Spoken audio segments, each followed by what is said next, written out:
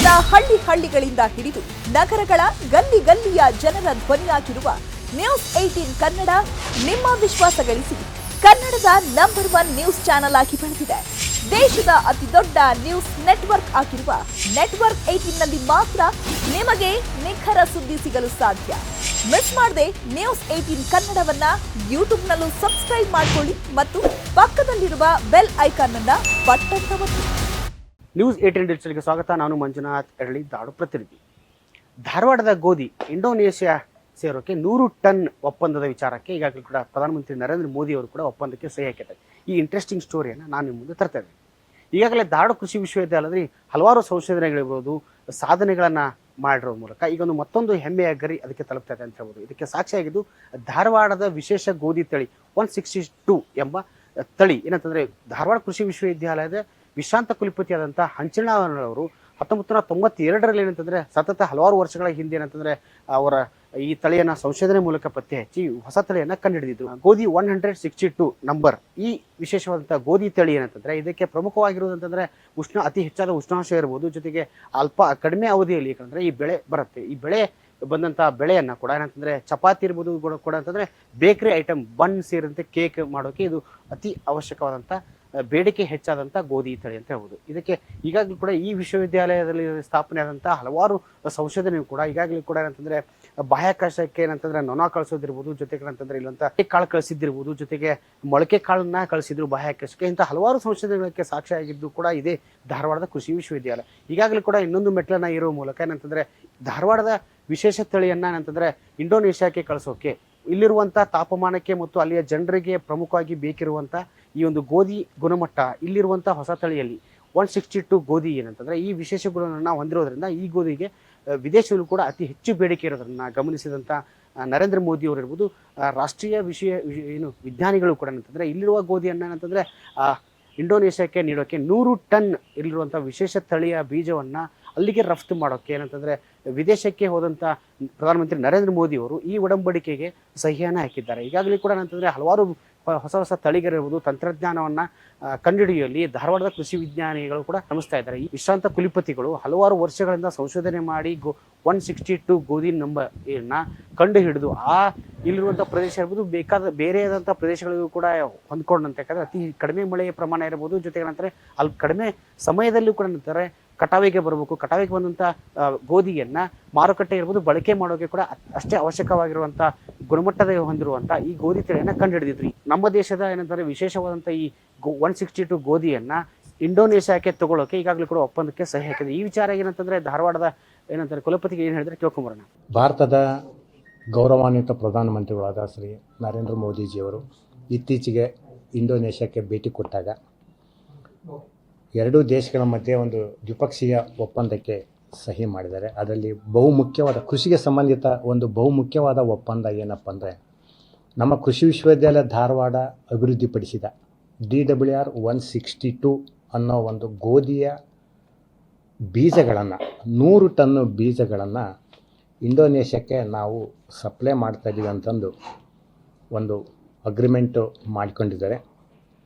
ಈ DWR 162 ಗೋಧಿ variety ನಮ್ಮ ಕೃಷಿ ವಿಶ್ವವಿದ್ಯಾಲಯ ಧಾರವಾಡದ ಒಂದು ಹೆಮ್ಮೆಯ ಒಂದು ವೆರೈಟಿ. ಇದಕ್ಕೆ ಸಂಬಂಧಪಟ್ಟಂತೆ 1985ರಲ್ಲಿ ಸಂಶೋಧನೆ ಪ್ರಾರಂಭವಾಗಿ 1993ರಲ್ಲಿ ಈ ಒಂದು ತಳಿ ಬಿಡುಗಡೆ ಆಯಿತು. ಇದು 110ರಿಂದ 120 ದಿವಸಗಳ ಅವಧಿಯ ಒಂದು ತಳಿ. ಇದು ಉಷ್ಣವಲಯಕ್ಕೆ ಮತ್ತು ಹೆಚ್ಚು ಮಳೆ ಕಡಿಮೆ ಬೀಳ್ತಕ್ಕಂಥ ಪ್ರದೇಶಕ್ಕೂ ಸಹ ಇದು ಸೂಕ್ತವಾಗಿರ್ತಕ್ಕಂಥ ಒಂದು ತಳಿ. ಇದು ಬಹು ಮುಖ್ಯವಾಗಿರ್ತಕ್ಕಂಥ ಒಂದು ಗುಣ ಏನಪ್ಪ ಅಂದರೆ, ಇದರಲ್ಲಿ ಪ್ರೋಟೀನ್ ಅಂಶ ಜಾಸ್ತಿ ಇದೆ. ಪ್ರತಿಶತ 13ರಷ್ಟು ಪ್ರೋಟೀನ್ ಅಂಶ ಇದೆ. ಮತ್ತು ಇಳುವರಿನೂ ಸಹ ಜಾಸ್ತಿ ಬರ್ತಾಯಿದೆ. ಒಂದು ಎಕರೆಗೆ 16ರಿಂದ 18 ಕ್ವಿಂಟಾಲಷ್ಟು ಇದು ಇಳುವರಿ ಬರ್ತಾಯಿದೆ. ಮತ್ತು ಇದನ್ನು ಸರ್ವೇ ಸಾಮಾನ್ಯವಾಗಿ ಬ್ರೆಡ್ ಮಾಡೋದಕ್ಕೆ, ಚಪಾತಿ ಮಾಡೋದಕ್ಕೆ ಸಾಮಾನ್ಯವಾಗಿ ಇದನ್ನು DWR 162 ಅಂತಕ್ಕಂಥ ವೆರೈಟಿಯನ್ನು ಉಪಯೋಗಿಸ್ತಾರೆ. ಇನ್ನು ಬಹುಮುಖ್ಯವಾಗಿರ್ತಕ್ಕಂಥ ಒಂದು ಅಂಶ ಅಂದರೆ, ನಮ್ಮ ಕೃಷಿ ವಿಶ್ವವಿದ್ಯಾಲಯ ಧಾರವಾಡದಲ್ಲಿ ಏನು ತಾಯಿ ಬೀಜ ಬ್ರೀಡ್ ಸೀಡ್ ಪ್ರೊಡಕ್ಷನ್ ಅಂತ ನಾವು ಏನು ಹೇಳ್ತೀವಿ, ಅದು ಈಗ ಆಲ್ಮೋಸ್ಟ್ 30 ವರ್ಷಗಳ ಹಿಂದೆಯೇ ಈ ಬೆಳೆ ಈ ತಳಿ ಬಿಡುಗಡೆ ಆದ್ರೂ ಇವತ್ತಿಗೂ ಅತ್ಯಧಿಕ ಪ್ರಮಾಣದಲ್ಲಿ ನಾವು ಸೀಡ್ ಪ್ರೊಡಕ್ಷನ್ ಮಾಡ್ತಕ್ಕಂಥ ಯಾವುದಾದ್ರು ಒಂದು ಗೋಧಿ ತಳಿ ಇತ್ತಪ್ಪ ಅಂದರೆ ಅದು DWR 162. ನಿಜವಾಗ್ಲೂ ಇದು ನಮಗೆ ಕೃಷಿ ವಿಶ್ವವಿದ್ಯಾಲಯ ಧಾರವಾಡಕ್ಕೆ ಮತ್ತು ಕರ್ನಾಟಕ ರಾಜ್ಯಕ್ಕೆ ಮತ್ತು ಭಾರತ ದೇಶಕ್ಕೆ ಒಂದು ಹೆಮ್ಮೆ ತರ್ತಕ್ಕಂಥ ವಿಚಾರ. ಈಗಾಗಲೇ ಹೇಳಿದ ಹಾಗೆ ರೋಗ ನಿರೋಧಕ ಶಕ್ತಿ ಇದೆ, ಉಷ್ಣತೆಯನ್ನು ತಡೆದುಕೊಳ್ಳುವಂತಹ ಶಕ್ತಿ ಇದೆ ಮತ್ತು ಉತ್ಕೃಷ್ಟ ಗುಣಮಟ್ಟ ಇದೆ. ಅಂದರೆ ಈ ಸಸಾರಜನಕ ಅಥವಾ ಪ್ರೋಟೀನ್ದ ಅಂಶ ಇದರಲ್ಲಿ ಜಾಸ್ತಿ ಇರೋದ್ರಿಂದ ಚಪಾತಿಯ ಗುಣಮಟ್ಟ ಬಹಳ ಚೆನ್ನಾಗಾಗ್ತದೆ. ಬ್ರೆಡ್ ಮಾಡಲಿಕ್ಕೂ ಸಹಿತ ಇದು ಬಹಳ ಸೂಕ್ತದೆ. ಈ ಒಂದು ಇಲ್ಲಿ ಉಷ್ಣವಲಯ ಈ ಇಂಡೋನೇಷ್ಯಾದ ಒಂದು ಹೈಲ್ಯಾಂಡ್ಸ್ದಲ್ಲಿ ಸೇಮ್ ವಾತಾವರಣ ಇರೋದ್ರಿಂದ ಈ ಗೋಧಿ ತಳಿ ಅಲ್ಲಿನೂ ಸಹಿತ ಸೂಕ್ತ ಅಂತ ಹೇಳಿ ಕಂಡು ಹಿಡಿದು ಅವರು ನಮ್ಮ ಗೋಧಿ ತಳಿಯನ್ನು ಸುಮಾರು 2000ನೇ ಇಸ್ವಿಯಿಂದಲೇ ಪ್ರಯತ್ನ ಮಾಡ್ತಾ ಇದ್ರು ತೋಳಿಕೆ. ಈಗ ದೊಡ್ಡ ಪ್ರಮಾಣದಲ್ಲಿ ನಮ್ಮ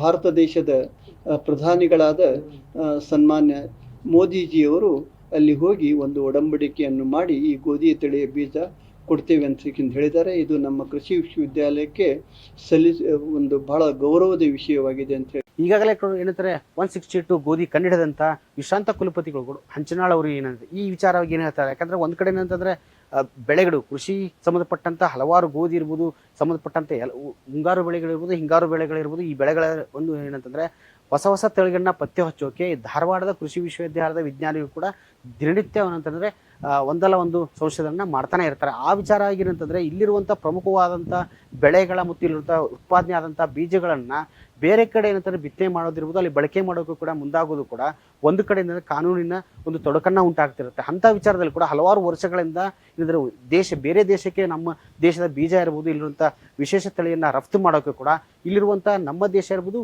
ಬೇರೆ ದೇಶ, ಯಾಕಂದ್ರೆ ಒಂದು ನಮ್ಮ ದೇಶದಿಂದ ಬೇರೆ ದೇಶಕ್ಕೆ ನೀಡಬೇಕಾದ್ರೆ ಕಾನೂನಿನ ಚೌಕಟ್ಟಿನಲ್ಲಿ ಮಾಡಬೇಕಂತ ನಿಯಮಗಳಿದೆ. ಈ ನಿಯಮಗಳನ್ನು ಪಡೆದಂಥ ವಿಚಾರವನ್ನ ಮಾಡಿದಂಥ ನರೇಂದ್ರ ಮೋದಿ ಅವರು ಕೂಡ ಏನಂತಂದ್ರೆ ನಮ್ಮ ಇಲ್ಲಿರುವಂಥ 162 ಗೋಧಿಗೆ ಅತಿ ಹೆಚ್ಚು ಬೇಡಿಕೆ ಇರೋದ್ರಿಂದ ಇಂಡೋನೇಷ್ಯಾಕ್ಕೆ ಏನಂತಂದ್ರೆ 100 ಟನ್ ಕಳಿಸೋಕೆ ಈಗಾಗಲೇ ಕೂಡ ಏನಂತಂದ್ರೆ ವಿದೇಶಕ್ಕೆ ಹೋದಂಥ ಸಂದರ್ಭದಲ್ಲಿ ಒಡಂಬಡಿಕೆಗೆ ಸಹಿಯನ್ನು ಹಾಕಿದ್ದಾರೆ. ಈ ವಿಚಾರ ಏನಂತಂದ್ರೆ ಏನು ಈ ಗೋಧಿಯನ್ನ ಕಂಡುಹಿಡಿದಂಥ ಏನು ಸಂಶೋಧಕರಂತ ವಿಜ್ಞಾನಿಗಳಂತ ವಿಶ್ರಾಂತ ಕುಲಪತಿ ಹಂಚನಾಳ್ ಅವರು ಏನು ಹೇಳಿದ್ರೆ ಕೇಳ್ಕೊಂಬೋಣ. ಒಟ್ಟಾರೆಯಾಗಿ ಏನಂತಂದ್ರೆ ಧಾರವಾಡದ ಕೃಷಿ ವಿಶ್ವವಿದ್ಯಾಲಯದಲ್ಲಿ 10 ಹಲವು ಸಂಶೋಧನೆಗಳು ನಡೀತವೆ. ಅಲ್ಲಿರುವಂಥ ವಿಜ್ಞಾನಿಗಳಿರ್ಬೋದು, ವಿದ್ಯಾರ್ಥಿಗಳಿರ್ಬೋದು, ಹೊಸ ಸಂಶೋಧನೆ ಮಾಡ್ತಾ ಇರ್ತಾರೆ. ಅಂಥ ಸಂಶೋಧನೆಗಳಿಗೆ ಕೂಡ ರಾಜ್ಯ ಇರ್ಬೋದು, ಹೊರ ರಾಜ್ಯ ಮತ್ತು ಹೊರ ರಾಷ್ಟ್ರಗಳಲ್ಲೂ ಕೂಡ ಅಷ್ಟೇ ಬೇಡಿಕೆ ಇದೆ. ಈ ಹಿನ್ನೆಲೆಯಲ್ಲಿ ಕೂಡ ಧಾರವಾಡ ಕೃಷಿ ವಿಶ್ವವಿದ್ಯಾಲಯಕ್ಕೆ ಇದೊಂದು ಹೆಮ್ಮೆಯ ವಿಷಯ ಅಂತಾನೆ ಹೇಳ್ಬೋದು. ನಿರ್ಭೀತ, ನಿಷ್ಪಕ್ಷಪಾತ, ವಿಶ್ವಾಸಾರ್ಹ ಸುದ್ದಿಗಳಿಗೆ ಮತ್ತೊಂದು ಹೆಸರಾಗಿರುವ ನ್ಯೂಸ್ 18 ಕನ್ನಡ ಈಗ ಆಪ್ನಲ್ಲೂ ಲಭ್ಯವಿದೆ. ದಯವಿಟ್ಟು ಇಲ್ಲಿರುವ QR ಕೋಡ್ ಅನ್ನು ಸ್ಕ್ಯಾನ್ ಮಾಡಿಕೊಂಡು ಆಪ್ ಡೌನ್ಲೋಡ್ ಮಾಡೋದಕ್ಕೆ ಮರಿಬೇಡಿ. ನಿಮ್ಮ ಬೆಂಬಲ ಹೀಗೆ ಸದಾ ನಮ್ಮೊಂದಿಗಿರಲಿ. ಧನ್ಯವಾದ.